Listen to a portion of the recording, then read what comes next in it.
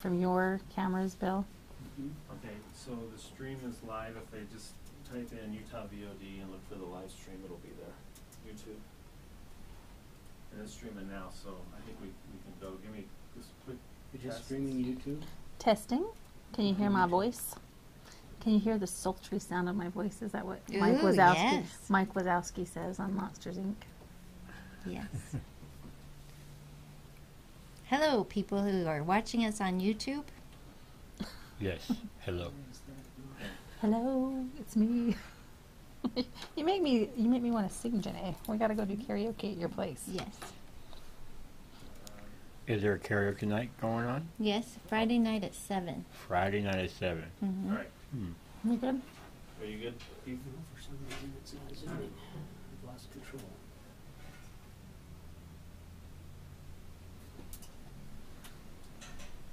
Is that in your camera? That's fine. That doesn't bother me. So should we get started or should we wait? We are going to push it out to Facebook. I'm going to get it started. I'm going to Okay. start recording. Just I'm give me a recording thumbs and up I'm when you're ready. streaming. You're streaming. All right. We good? Hi, I'm Jennifer Christensen, and we're so glad you've joined us today for another Brighter Life live webinar with our amazing It Matters program. And each week we're just pleased to bring you information that's designed to inspire you and help you find resources and tools in your life. And our founder and CEO, Keith Denning, is behind the computer today, so you won't see his face, but he'll be in the background moderating and sending us questions that you might have if you're joining us. And I just want to welcome you. So our guests today are Janae Francis and also Maurice Simpson. And I'm so glad to have both of them here and have just been looking forward to this all week. Honestly, we did our dress rehearsal about a week ago, and I just have thought about it and really been inspired by you. So I'm glad that everyone gets to see this presentation today. Thank you. Yeah, thanks for being here. I'm going to look thank across you. Janae, we got to wiggle around so we can see everybody. First of all, I just want to introduce Janae. We've been friends for quite some time, and Janae is actually a reporter with the Ogden Standard. It was called the Standard Examiner now, right? Yes. In Ogden, Utah. And she's been doing that for 28 years and does a lot of reporting on religion and faith. And she lives in Hooper and is a mother of 6. And one thing that I think is pretty cool is she is, what year were you Miss Rodeo Utah? 1987. All right, so she is a rodeo queen, and that's so amazing, and also has received some awards. I just want to look here so I get them right. The Your Community Connection Spirit of Womanhood Award, and also the Weber State University Crystal Crest Award for Young Alumnus of the Year. So I think that's pretty cool.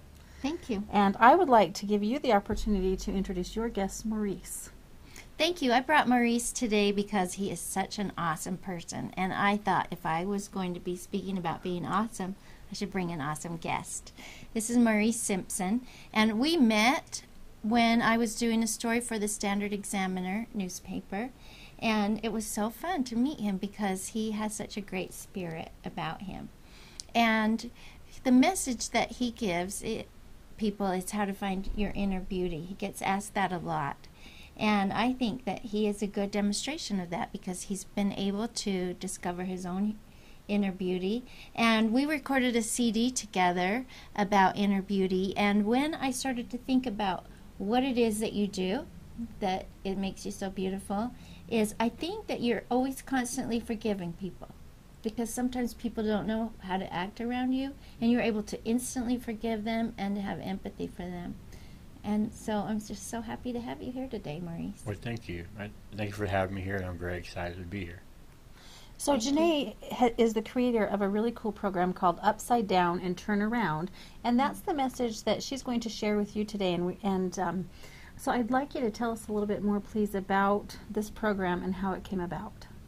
Okay, it's a series of recordings, CDs, of personalities who have had to turn around in their own life. And every person that I've talked to said that the thing that challenged them actually made them better.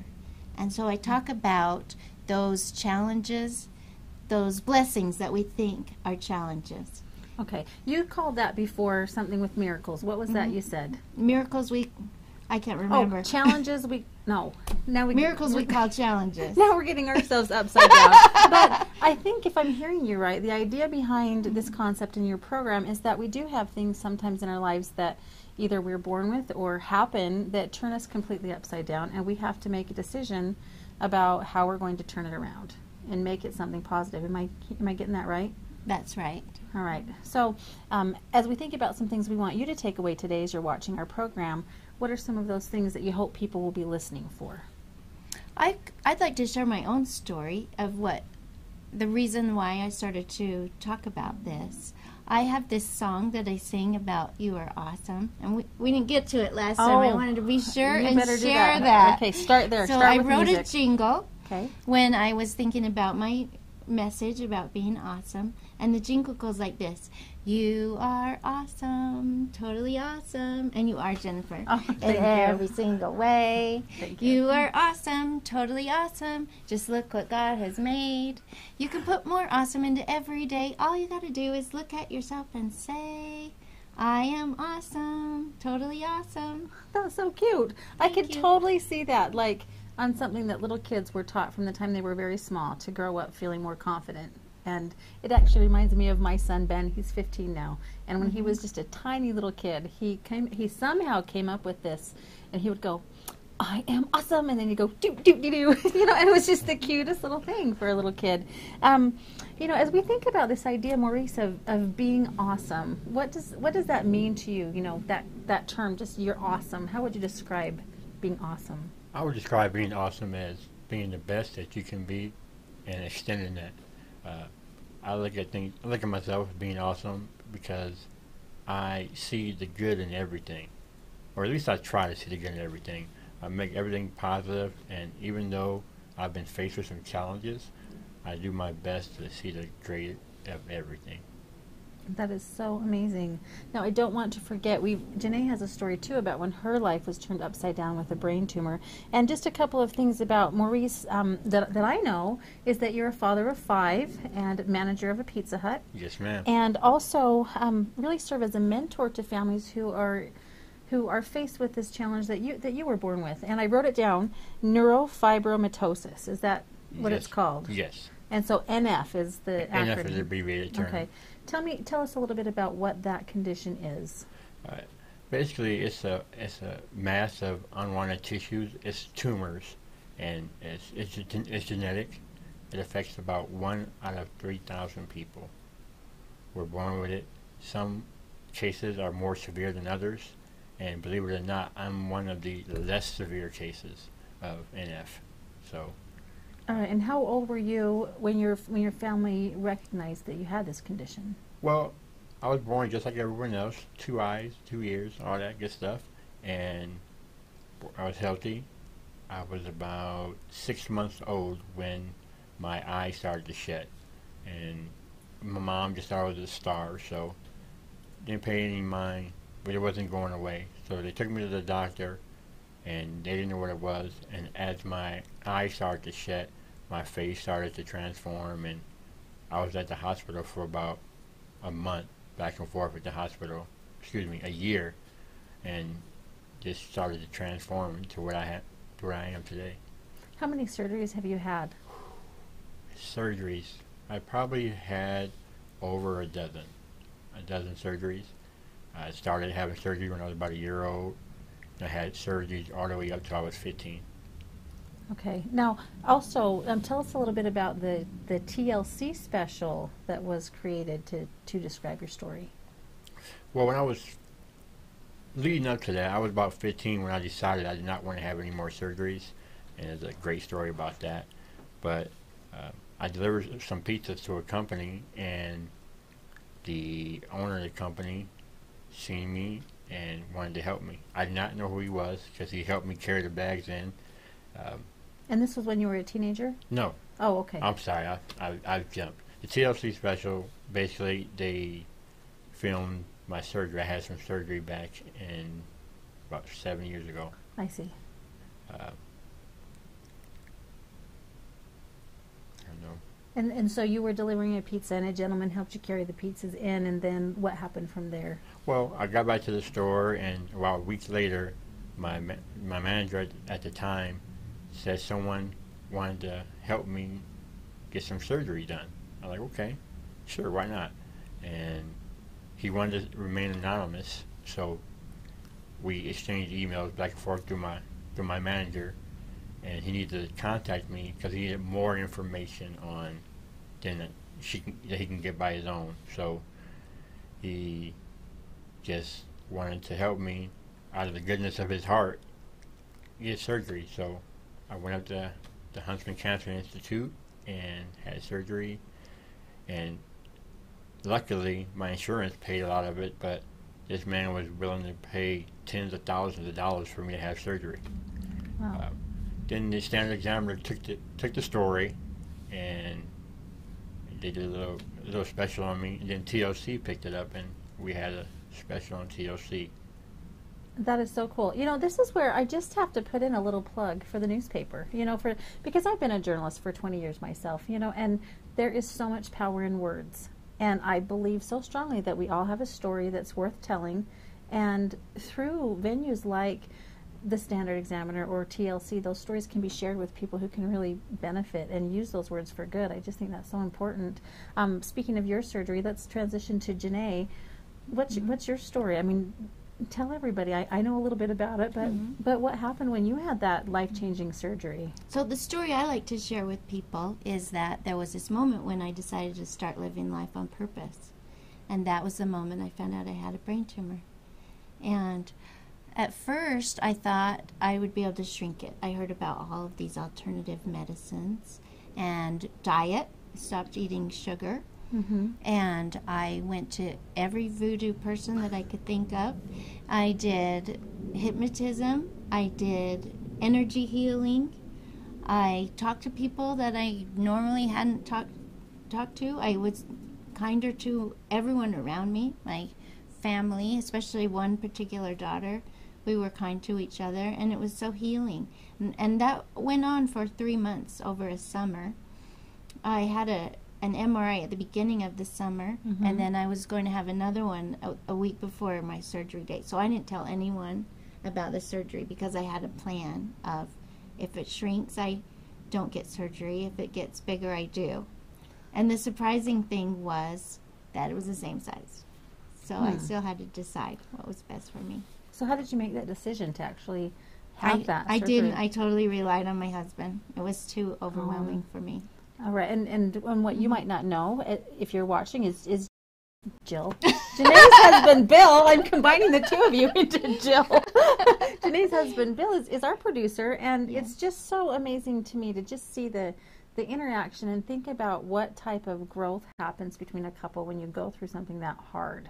So Bill decided for Janae that you were going to go and have that procedure. Yes. So when I'm thinking about your time frame, if it was over the course of that summer that you decided, I actually saw Janae on a street corner in Salt Lake City. It must have been just very soon after your surgery. Yes. And you're like standing there on the corner like, hey, I just had brain surgery, you know, and so smiling and so happy and so positive. What was the key point for you to help you decide that that's how you would approach having a brain tumor? I think it was my work at the newspaper. I'd met so many great people like Maurice, and I had seen people go through difficult things and have that work for better. And that's actually how I told the editor of our newspaper that I had a brain tumor. I sent him an email, and I said, I'm going to be better now because of this. I'm going to make it work for good. All right. So part of what you've been doing is creating this program, Upside Down and Turn Around, to help share stories of people like yourself and also like Maurice, who really can influence others for good when you think about things that are tough. What's the hardest thing for you about having NF? The hardest thing? Yeah.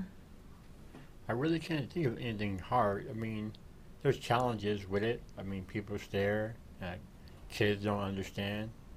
But I look at it as a blessing. I've been blessed to be born like this. I don't look at it as a curse or anything like that. I'm blessed because I appreciate the greater things, the small things that someone that is a movie star or a model might not appreciate. So I appreciate the smaller things in life, and I see the great things that are possible.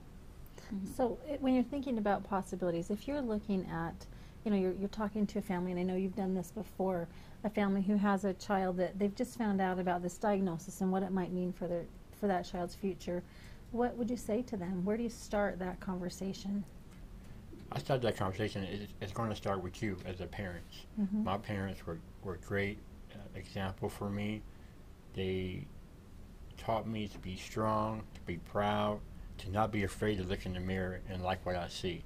So my message to those parents would be it starts off with you and the people and the family around you and that child. And if you're positive about it, that child's going to be positive about it. That's cool. Now, I hope you don't mind. I actually used you this week as an example when I was trying to teach my kids and their friends something. Do you mind if I share that story? Oh, please do. So, my boy, okay, the kids were out of school a couple of days this week, and one of the days I had 11 extra kids at my house. Oh my. It was insane. I was trying to work, and there were all of these extra kids there. And there's this group of kids that my boy's been hanging around with. We're relatively new in this area and trying to make friends. And there's a boy who's just a great kid. And we were talking about his association with other kids and meeting other people, and maybe somebody might not like him because of the color of his skin. His skin is about the color of your skin. And we were talking about why do people judge people, and why might a child, who just met another child go, well, you're brown, and where does that come from? Because in my belief, it's taught, that type of fear or prejudice comes from the adults, like you were saying before. So I'm trying to frame the story as short as I can, but they were talking about going to this new place and meeting someone else, and they were afraid that maybe someone else wouldn't like this boy. So I took your preview video that we shot, that hopefully you had a chance to see, and just said, all right, look at my friend Maurice. What do you think people might see when they first meet Maurice? And it was interesting because I know you've had to come to terms with the fact that when people see you at first, they go, oh, Yeah. and then as we get to know each other and we become friends, we go, oh, and I saw that on their faces as they heard you talk and as they watched you. And then we had just this meaningful conversation about where beauty comes from. And it was emotional. I mean, I'm getting emotional now just thinking about it, just the opportunity that we have to say beauty is not about what's on our face, and beauty is not about the color of our skin. And it's about what's in our hearts. Yes.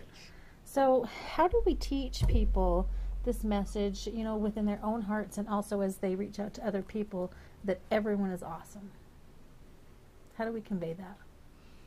I think my answer has been to tell people how awesome they are.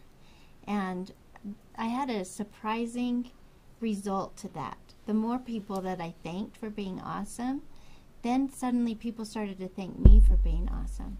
Normally they do it in the first meeting when I say thanks for being awesome. Normally they'll end up saying that to me back. But now I have friends that try to hurry and say it to me before I can. There's one particular at my church that whenever I see her, she just runs up to me and says, thank you for being awesome. And it's this competition, right? So it's like when you play that game with your hands. You can. Right. All So right. it really is about serving other people. The more that you can tell other people they're awesome, the more that you can be kind to others and make other people feel at home, the more you get that back. And so that's how you feel beautiful, is by serving other people. What can you add to that, Maurice? Well, I like to say, I connect it as being like a book. So it's not the cover on the book; it's the content within the book. So that's my message when I'm trying to make someone see the inner beauty of myself or the inner beauty of anything. It's not the cover of the book; it's the content within. And how do we help people recognize, to open the book? Because I think sometimes our fear it keeps it shut. How do we get past that and open it up? Well, it comes from having confidence in yourself, and not putting your head down. I never put my head down, ever. Not when I'm taking my kids to school, not when I'm going to a movie. I want to be the first one through the door. I want to be the first one through the door.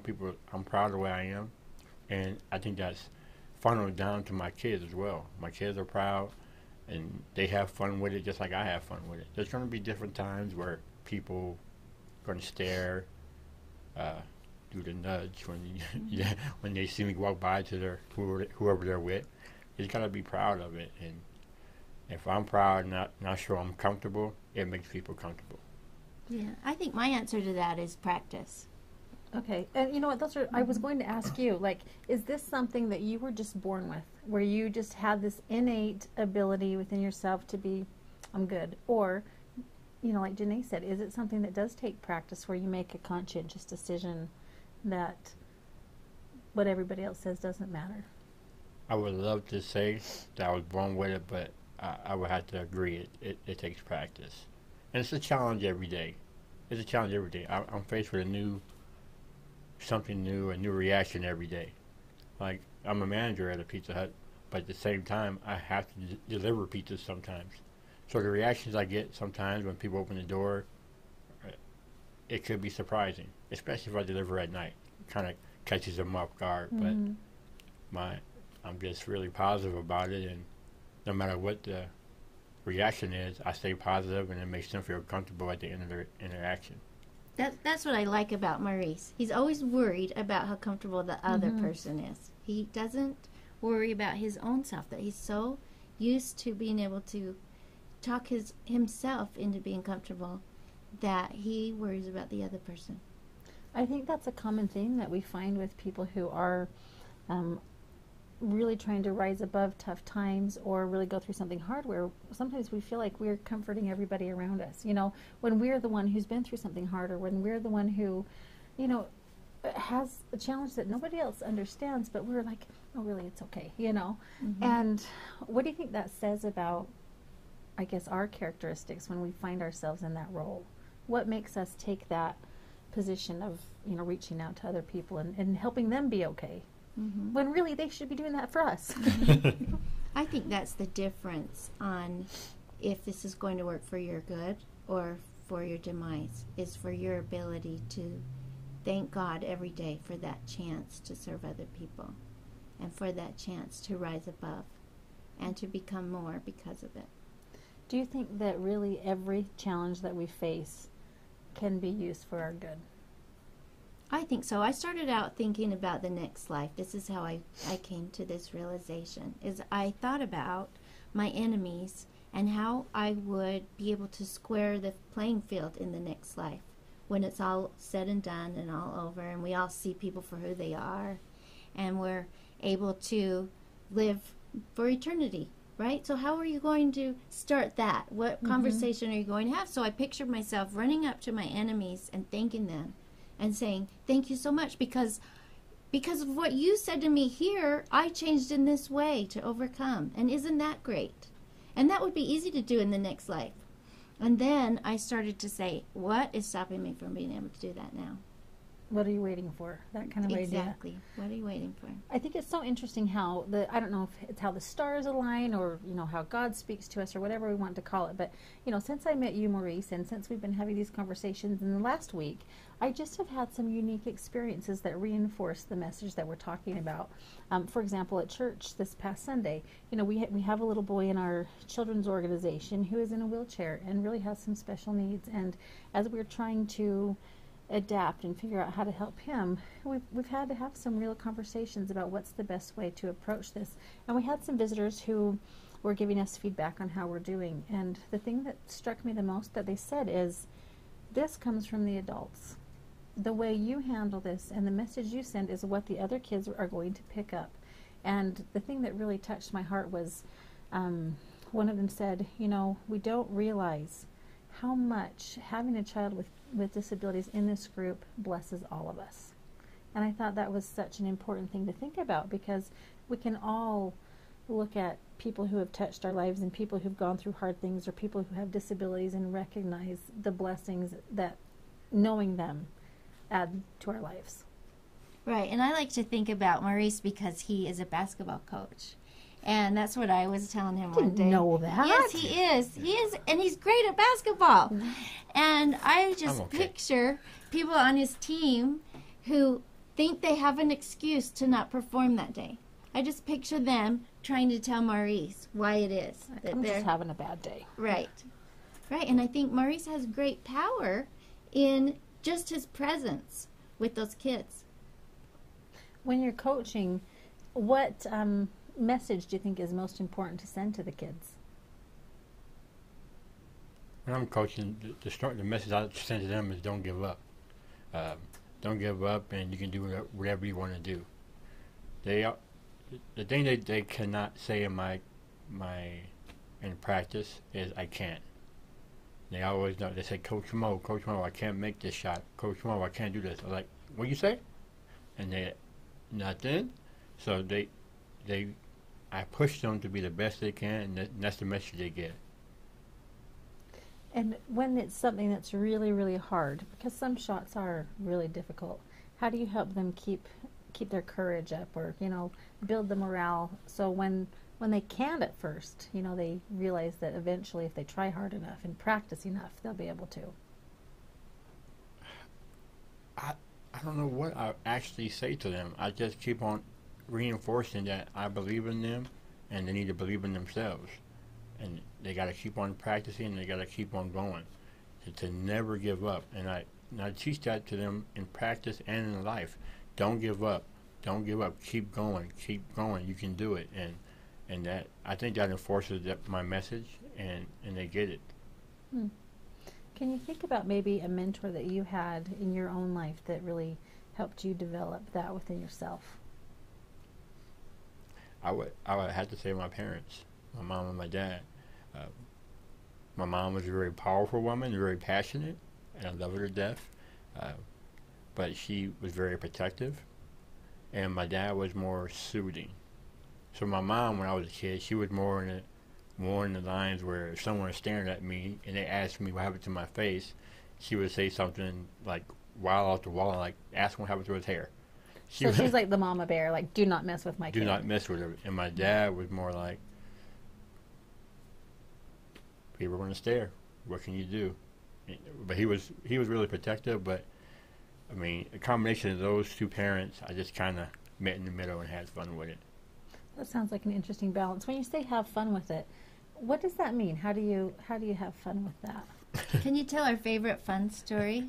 A couple of weeks ago, I was driving down the road. And I was behind another vehicle in front of me, and I could see someone looking at me in the rearview mirror. I can see them looking at me. Then they did the nudge. Then the other person pulled down the sun visor, and they were looking. So we continued to go. So I pulled on the side of them, and I took my phone out, and I took a selfie, and I rolled my window down, and I said, "What's your cell phone number? I'll send you a picture." And they kind of looked at each other and laughed, and then I just drove off, and I just have fun with it that way. Do you think that at that moment they thought like, do you think perhaps they gained some understanding, or do you think they just drove away and were like, all right, bye? It depends on I think they got some understanding, because it kind of shocked them that I said that. They kind of froze for a second, and I laughed, and then they chuckled, and I drove off. So I have fun with it. I got to have fun with it.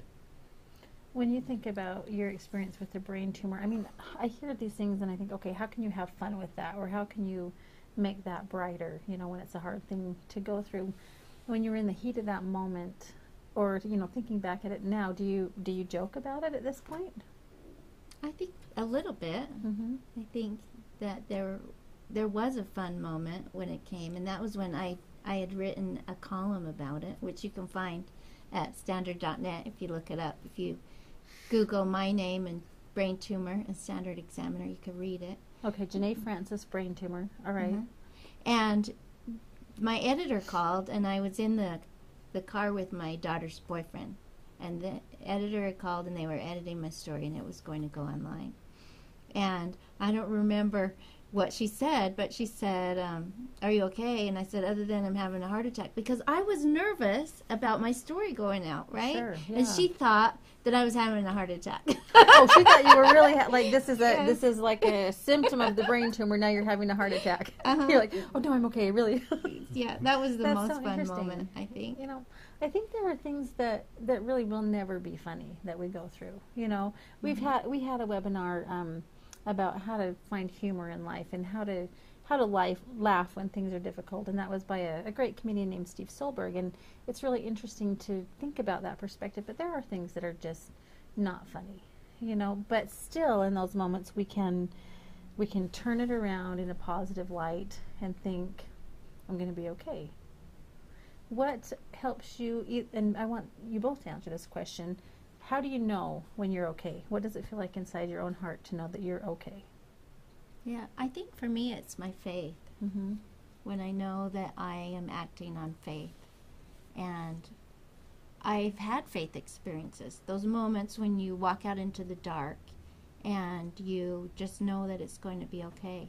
And I think you practice that too. The more faith that experiences you have, the easier it is to act on faith. What about you, Maurice? I think mine goes off.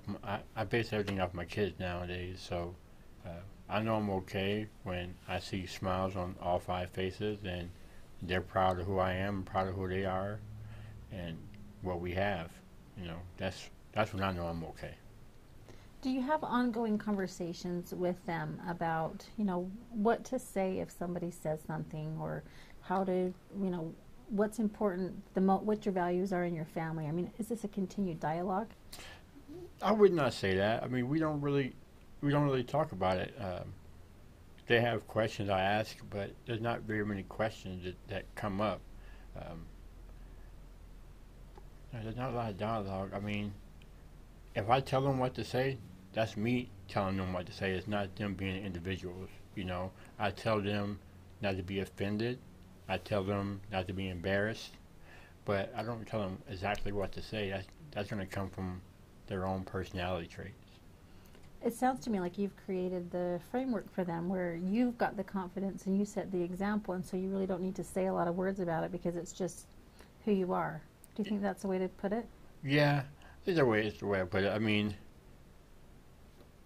my kids all have different personalities. They all have different personalities, and my 2 older kids, they're 19 and 21. They actually make fun of me sometimes. We just have fun with it. Just make fun of me. If I'm driving, obviously they're going to be on my right side, and I'll be lecturing them, and they'll be making faces because I can't see them on my right side. So I had to put the visor down so I can see their face when I'm talking to them and driving. So we have fun like that, I always make comments about having one eye. And I make that with friends, family, everything. If I miss something, or like at work, if I miss something and someone catches it, they're like, Mo, you forgot this. I'm like, I got one eye. What do you expect from me? So Yeah. I have fun with it that way. Yeah. I mean, if I can backtrack just a second, you asked about fear at one point, and my daughter is my oldest. I have one girl, she's 21, and 4 boys. And when my wife was pregnant with her, I did not know how to react, because when I found out I was a girl, I know if I had a boy, I can teach that boy to be strong. I could teach him to be strong, but if she was going to be afflicted with the same disease, I didn't know what I was going to do. So I was kind of lost at that moment. I guess that was probably the most stressful 9 months of my life. But when she was born healthy, made me realize that even if she was born with the same affliction, I could teach her to be strong. So I was worried for nothing. You're not supposed to make me cry. That's not fair. When but I can just feel the love that you have as a dad, and think about, gosh, if I have a child who has this condition, how can I help them? And just the tenderness that we feel for our children, and sometimes we don't know what to do. And I mean, just today, I have a boy who, we're going down to Primary Children's Hospital this afternoon. He broke an arm. It didn't heal right. He's got, it's an obvious deformity. He can't use his arm, and we're trying to figure out what to do. And he's just so worried about it. And, Mom, how is this going to be okay?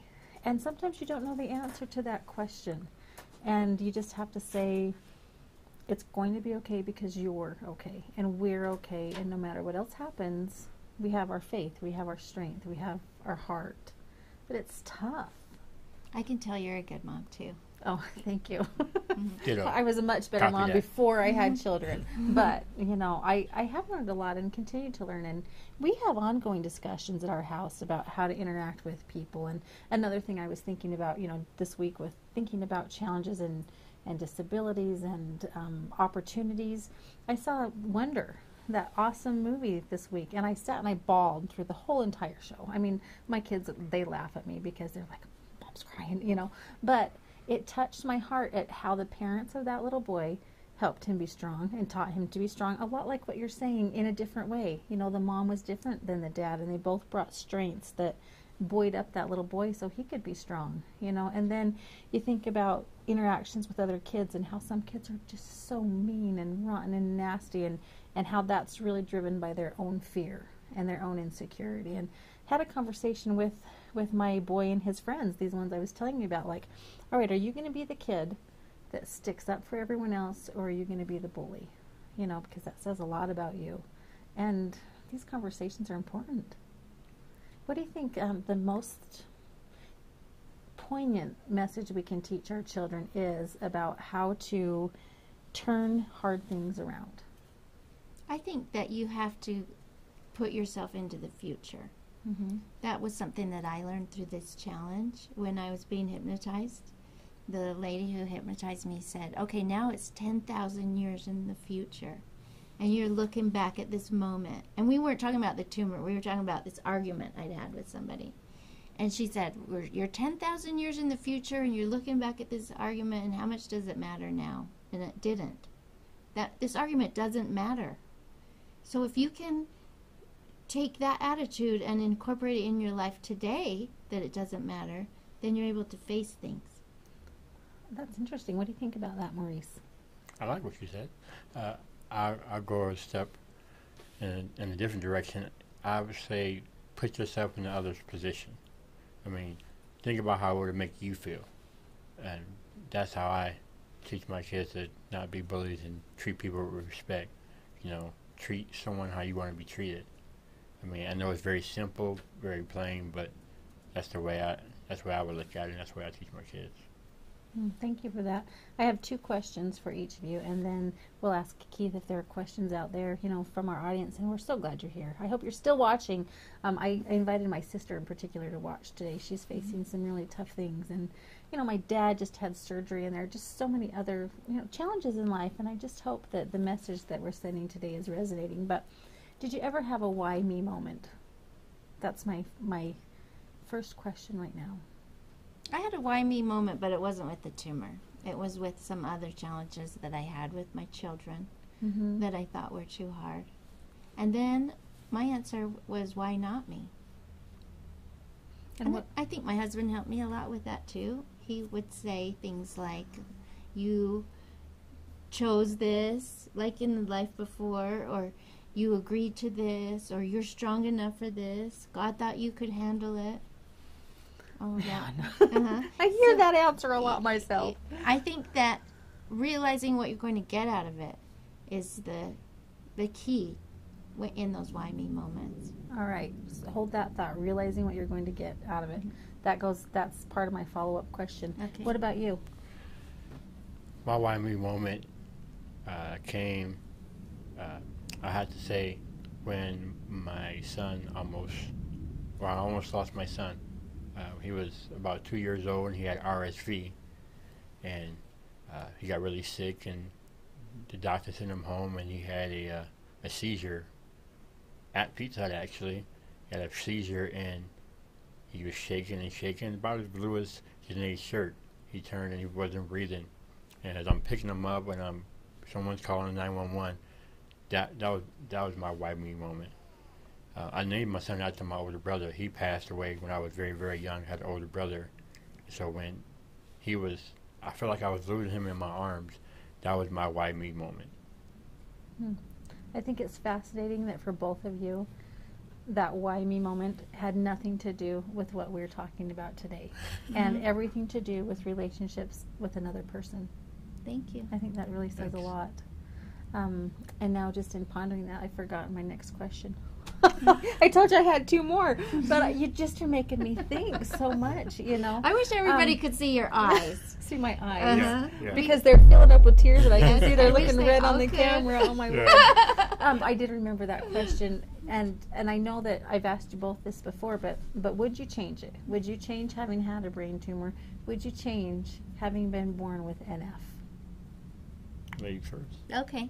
I feel like the tumor was one of my biggest blessings because it changed the way I see the world. And I prefer seeing the world the way I see it now.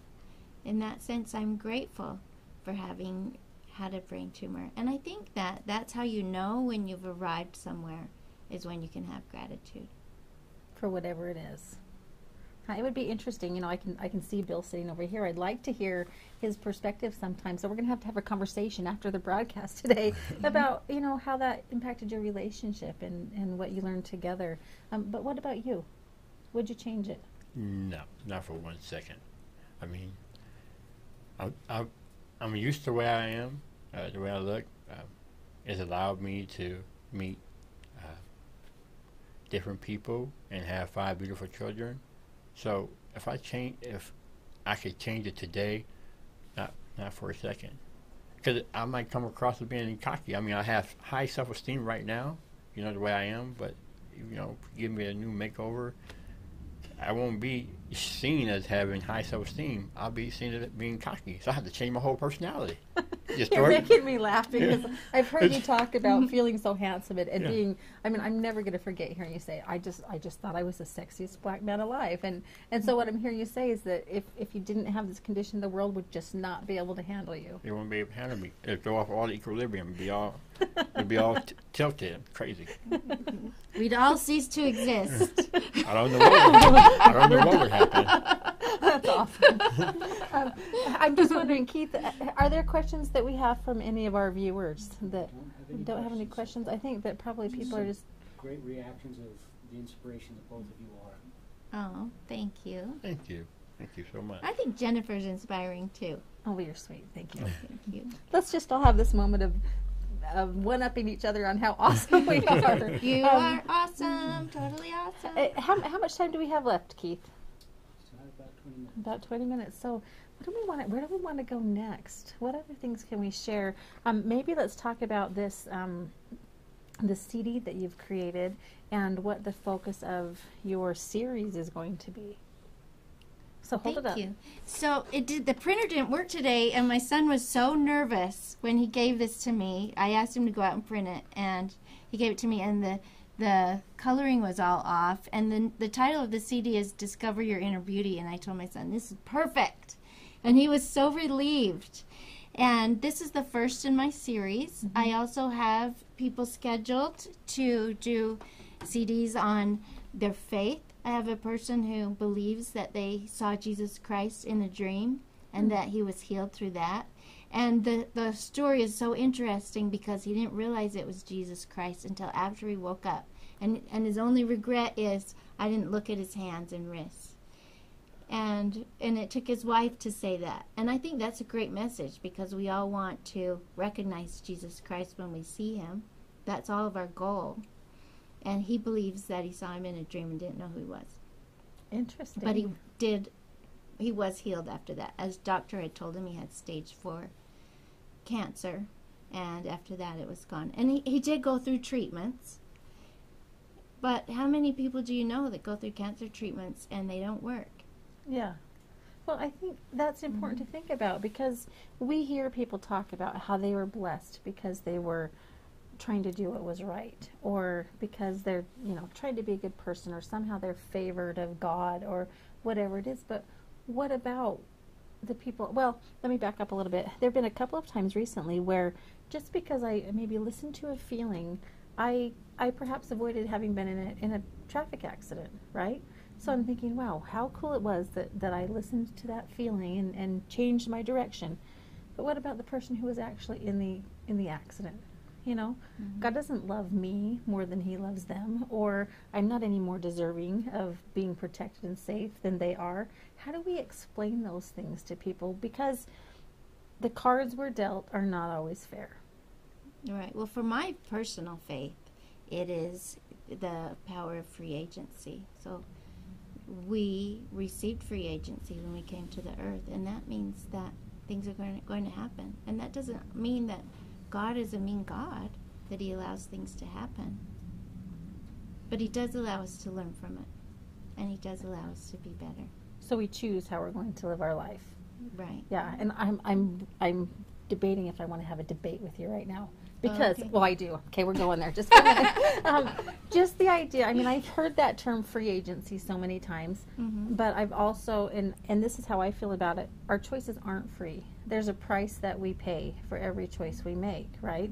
That's right. So, as I think about the choices that you make, you know, when you go to work, Maurice, and when you talk to your kids, and when you coach basketball, and you decide what kind of a man you're going to be every day, you know, how does that feel to know that you're in charge of that? Oh, sometimes it can get overwhelming because a lot of times I feel like I'm the nucleus of everything, and if I wasn't here, everything would break down. That's a lot of pressure for me. But I just, take a deep breath, listen to some music, and then I make the best decision I can make, and I stick with it. Sometimes it's good, sometimes it's bad, but at the end of the day, I've made that decision, and the outcome is what it is. And then you're just able to live with that because you know that you went into it understanding that there were responsibilities that went along with it? Yeah, I try not to react. Mhm. I try not to react. I try to think about things, think things through.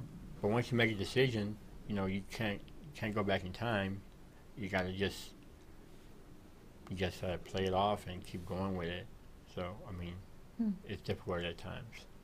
I think our whole conversation has been about decisions in these situations. Maurice could not control that he got this disease. That was out of his control. Mm-hmm. But what he could decide was how he would react to that. And his reaction to that is what makes him beautiful. And I am discovering that more and more because Maurice met somebody with the same condition who didn't have the same attitude he had. And so he could see that that he could see the choices that he had made and how that made his life better. Tell us a little more about that. Well, when I had my surgery 7 years ago, and TLC came and they did a documentary on me about my surgery and my condition. They brought someone else down from Texas who had the same condition, but we were complete opposites. I was very outgoing, and I worked, and I was out with the community, and he was very sheltered and not so outgoing. And when he came out to visit me, they arranged for us to meet. He came out here to Utah, and he seen my family, and he seen how happy I was, and it helped him believe that it is possible to be positive with NF, and it is possible to just have a family and be positive. I was thinking as you were talking about some people might think that, boy, it's the end of the world. But from what I hear you say, it's like the beginning of possibility. Oh, it's opened up a lot of doors for me. I mean, it's closed some doors as well, but it's opened some doors for me. I've been able to go speak with kids at anti-bully rallies about, I've been able to talk to some businesses about having confidence. I've done all kinds of public speaking and things like that. So it's opened doors for me where my voice can be heard. So that's the way I look at it. I think that's cool. What do you think about that, Janae? I think so too. I think all of the challenges that I've had have opened doors for me. I think about this. I got to figure out how to frame the question, because sometimes, what if someone out there is watching this broadcast today and they're really feeling like my challenge is too hard. I can't have their positive attitude. What's wrong with me? Why do I feel so overwhelmed when they can be so happy? Mm-hmm. Because I think we do kind of internalize that. Like, if everyone else can do it, what am I missing? What would you say to people who might be in that place where they're just going, gosh, I don't even want to watch this anymore because I feel so bad about my own self? Mm-hmm. I think it's okay. Any emotion you have, that's okay. It's okay to be overwhelmed. Mm-hmm. You have to realize that you're on a path and that it's the destination that's the important thing. It's the journey is the important thing along the way to reach that destination. And it's okay to be overwhelmed and to pray and to ask other people for help. Some of the best things that have ever happened to me were when I was overwhelmed, and I prayed and I said something has to be different, and then I saw what it was that needed to be different. That's okay. That's a good answer. Yeah. What would you add to that? I want to just piggyback what she says. You know, there gotta be downs to the ups. So there's ups and downs in life, and you just have to balance those things out and take the good with the bad and come up with the best possible solution that you can. That's the way I look at it. And I just thought of a scripture answer too. Okay. We did a scripture study, and the question was, why does God allow hard things to happen? And we read through some scriptures in the Bible, and the answer was that our whole purpose on earth is to go back to God. And hard things happen to us so that we can seek Him. And that is the purpose in everything, is to go back and live with our Heavenly Father.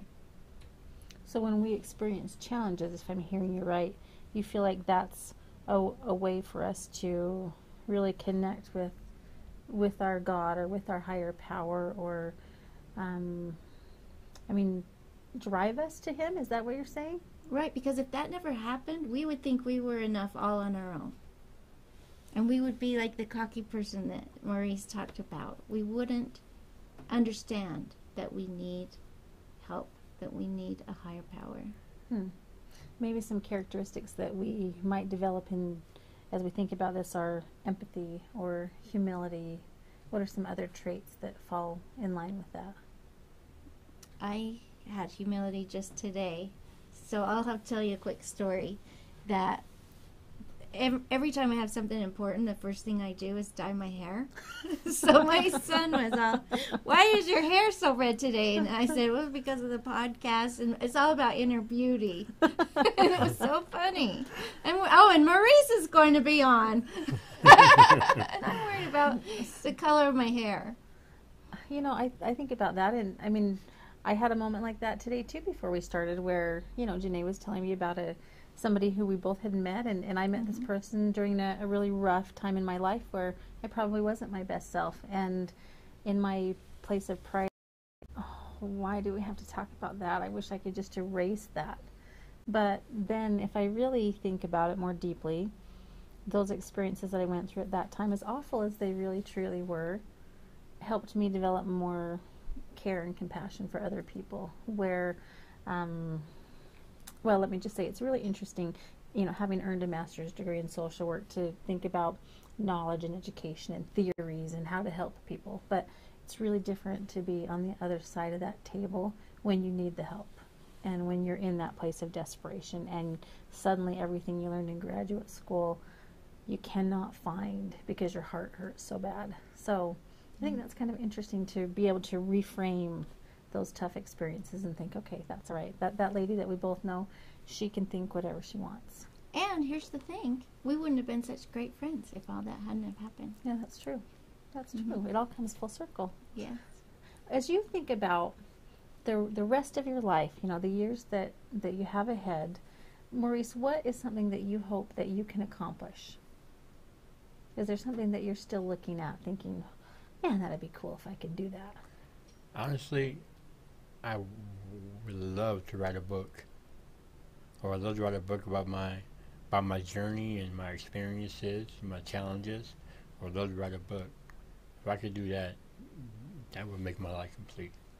Well, you were sitting here at this table with two writers, and it would That's probably right. be very interested in helping you do that. Did you see the light bulb come on over my head? Oh, yeah, absolutely. You're like, whoa! I know, I'm thinking, I Hallelujah. could totally edit that. Yeah. So, I mean, but really, I think that's an example of how other people can come into our lives, too, to help us accomplish those things where we might not have known them before. We wouldn't have known where to turn, and suddenly we have all of these resources available to us that we never would have imagined. Yeah. What about you? What's on your bucket list, Janae? My biggest goal right now is to share my message and to find different ways. And I think that's why I've come up with this series. And can I just tell people where they can order Yeah. my CD if they're Yeah, please interested in do. getting it? Yeah. So if you want a better printed copy of Maurice and I in our interview, you can go to my website, JanaeFrancis.com, Okay. and it's the only thing on it right now. So it will be It's the super first thing. easy. Super easy to find.